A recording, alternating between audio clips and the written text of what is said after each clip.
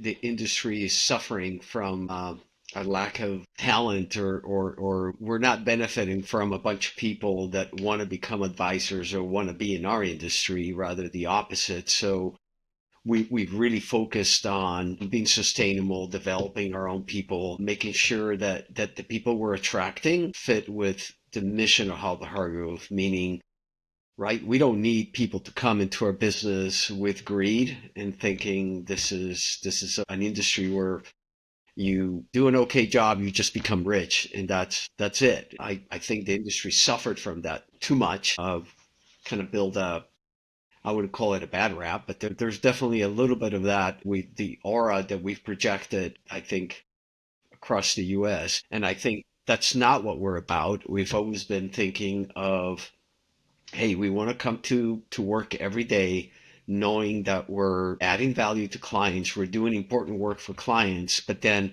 more importantly, that we're providing a path. We're passionate about creating a community at HH where people are gonna, dedicate themselves, build a career, know exactly what they want to do in the future, and then they know that the firm's thinking of a long-term roadmap in terms of giving them the skills, giving them the ability to participate in the HH community. Not only, okay, this is where you work, but everything else that the firm stands for. Uh, Not only, like I said, building a career, but also giving back. Hmm. It's about work-life balance. It's sure we work hard, play hard. And I know that's a cliche that's used way too often, but the idea is that you're building you're building something more than just a job and a career and a nice making a nice living. You're going way beyond that.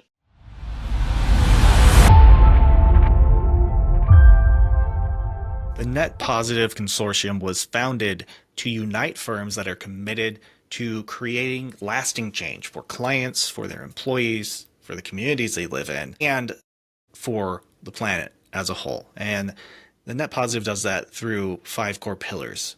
Again, community, clients, team members, the industry, and the planet. And so in this video series, we are telling the stories of the RAA partners and other strategic members of the Net Positive Consortium and how they're filling their role in one of those pillars. So when you say that you really want to encourage your team to level up their skills and really more than that, improve the community around them, how do you guys encourage team members to do that? Sure. So first and foremost, there's always been this promise, and by the way, it's something I personally do with everybody we hire.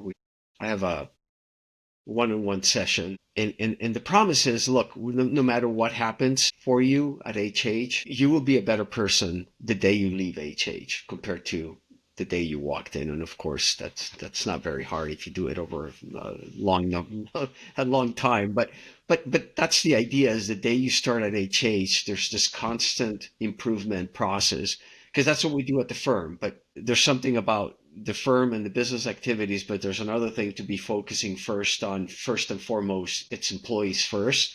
And it's the idea of, you're going to get educated. We're going to focus on what you want to do. We're very flexible, and it happens frequently. We hire somebody for a specific role, and then it turns out they want to do something else. So again, we're going to make sure there's a path. We can't accommodate everybody, but that's the idea: is you build a career track. You know what your goals are. You know what your accolades are. What is it that you need to achieve to get from point A to point B? But then importantly, the idea is that it's not what it's all about. It's about, are you doing a good job personally? Are you doing a good job with your family? What else is going on? We're constantly monitoring that or talking to associates about that. What are you trying to do? Was your goal to start a family? Was your goal to buy a home? What are your personal goals? And we're constantly making sure that people are pushing on all aspects, right? Because somebody can be very successful career-wise and then really be lacking on the personal side and not achieving those goals. So that's part of what we work at, and part of it is giving back. That's a whole area that we're focused on the firm.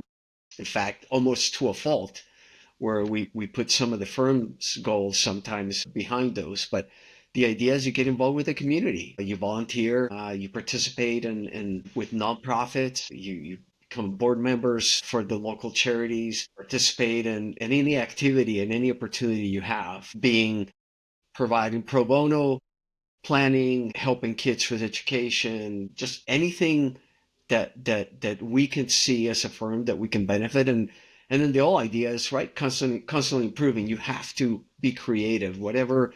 Whatever I did, it was during my time in my career. There's new things now. There's new opportunities, new ways to get involved and participate. So we're constantly looking at everything. And it's not us, it's not the leadership of the firm, it's the whole firm. So we have, our subcommittees or the different groups of people that we're constantly asking for feedback. And then we're collaborating and then coming up with new ways to do things. So you mentioned that you'll have a one-on-one meeting with all the new people who come into the firm. Is that where you try to, I guess, kind of make that initial connection, discover those personal goals, and kind of get that sense of who they are? And then I'm sure you don't oversee all the people that you have as time goes on. So how do you just kind of build that mindset into the management team and everybody who's overseeing people? Yeah, you're right. I don't. I do manage a good amount of people, but directly. But no. The whole idea is I start that meeting with, of course, getting to know the person. And like I said, sometimes people come to us with their own idea of what they want to do, and they change. So I'm not trying to set a path and lock them into, I know exactly who you're going to be. Here's what you're going to do. No, not at all. But I'm trying to convey to them, I'm giving them a big push into understanding the culture, understanding why we do things the way we do, give them a little bit of, I call it a cultural history, like how we got here and what were those moments in time that defined why we're no longer going to do that. Now we do it this way, or a little bit of the secret sauce of why we do what we do. So that's what's the purpose of that. But specifically the one area that I wish we would have implemented way back then, because that was coming from me, it's that mentorship. Where I was talking to everybody, so there was constant interaction with people. And then again, if you're a great manager, maybe you get some success with that. But over the years, as we grew the firm, we learned that mentorship is critical. There's no way to, as a manager, to really transfer all that knowledge and to really be helpful at a personal level, at a unencumbered with management responsibilities level, to be able to tell somebody, here's what you need to do if you want to get this done, or if you want to achieve this. It's like a non-threatening way of getting coached and getting somebody more senior in the firm to really pave the way or have a open discussion with somebody. So I would say the mentorship is huge, Johnny. It's just a huge part of what we do now. And by the way, the mentorship could be, you shouldn't stay at HH. Here's what I would do with your skill sets. Here's the credentials I would seek, and here's how you get from A to B. Again, by the way, it's really hard for somebody my age, because it's like, what are you talking about? We've invested in this person, and then are you going to really help them create a resume so they can leave the firm? And I've learned that that's just what you do. That's how you give back. You help people. You help them find a home. You help them find what is it that they really want to do. And if that means change is not a home for them, so be it. It doesn't happen frequently. We don't push people out, but we've done it. And then I'm shocked with what a positive experience that is, not only for the person, but for the rest of the team to observe that that's what HH does. Yeah. I mean, I think that's the mark of a pretty strong culture when you have the confidence in yourself to be able to encourage people to ultimately leave, right? And that's kind of a big part in how you view developing others is the realization that, hey, I'm going to put everything I can into this person, and what's best for them might differ, but we're still going to do that because I think, like you said earlier, people first type of organization. I think that's the hallmark of a really good one. It's funny. I know we're not unique in this. Other firms do it. And in fact, we borrowed it from somebody, but we don't tell people we're going to do this. But at 90 days, we offer people to leave. We offer, I forget what percentage of their comp. We go like, okay, here's the deal. If somehow change is not what you thought it was, or we somehow missed the mark and you're unhappy, we're willing to pay you this much if you walk away. And people usually go like, what are you doing? Like, why are you offering me money to leave? And we're like, we just want to make sure you found your home. If you have any doubt, hey, no hard feelings. You can walk away right now and you walk out in essence with a severance of some sort that allows you to go find another job. And it has such an amazing impact every time because it's kind of like we're, we're, we're walking the talk. Yeah, absolutely. Do you find, I guess, as you look across the industry and you talk with other leaders at other RAA firms, do you find that this type of level of personal development mixed with professional development, do you find that it's pervasive through the industry, or do you think that as a industry, wealth management is kind of lacking in maybe giving people the kind of personal and professional tools that they need to kind of grow? No, I think it's becoming more mainstream. And as I look at the firms that participate in the Positive Consortium, I would say I identify with most of those firms. I know about the firms and I know this has been the focus. This has been we're creating real companies with real cultures and very specific goals. And it's for most of the firms I see, we're very much aligned. But yeah, no, the industry's always suffered from this. You know, you hear the horrible stories about somebody who's working with its small firm and then they miss they miss the opportunity to evolve from a what I call a practice into a business. And sometimes just the idea how you treat somebody, some companies or smaller firms just never evolve from the idea of it's about the advisor. It's about them, and they're not really thinking of building a sustainable business or what have you. There's a bucket of gold at the end of the rainbow. That's what they're focusing on, and they're going to sell, and that's it. So I think that's where those firms suffer because when they do that, you know, after a transaction, what have you, the pieces don't always fall where they need to.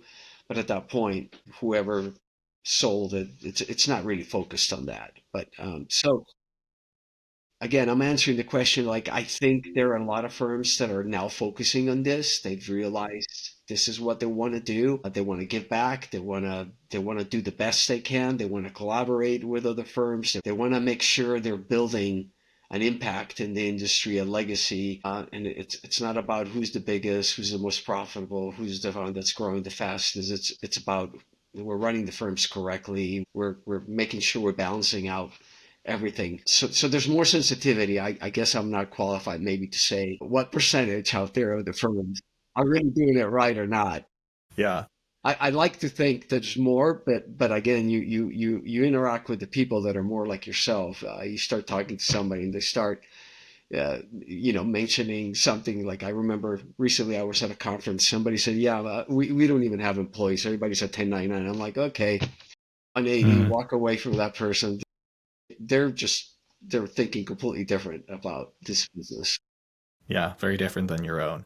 So, I mean, you're talking about finding those like-minded groups, and I think probably that collaborative element of the other firms that are members of Net Positive Consortium is probably one of the things that drew you guys to becoming a member. But Halbert Hargrove, you guys are founding members of the organization. Tell me what that means to you guys. Why were you guys drawn to becoming founding members and just the importance of being a part of this?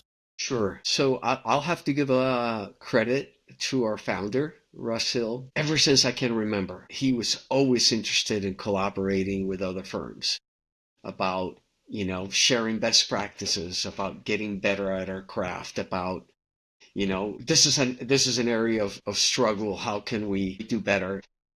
And I don't know how many times he created groups and people we interacted with and we came together and collaborated. So I think from an early start, HH was always involved in some type of groupings of like-minded firms.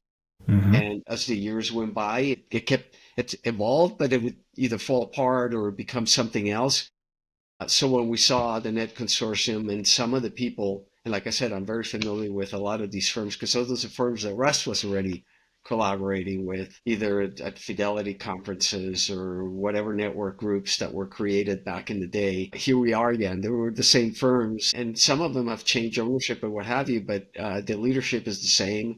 People with the same philosophy, same type of perspective on building something to last and doing it right and not cutting corners and just innovating and figuring out how as an industry we need to behave and how do we give back.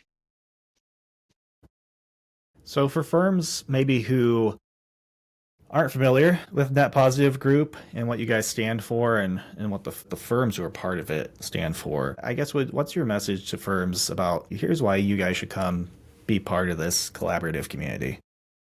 Yeah, I would say, look, if you're focused on building a long-lasting firm, if you're interested in building a sustainable company that provides an opportunity, a future for associates today and into the future, if that's your focus, if that's what you're trying to accomplish, Net Positive Consortium is for you.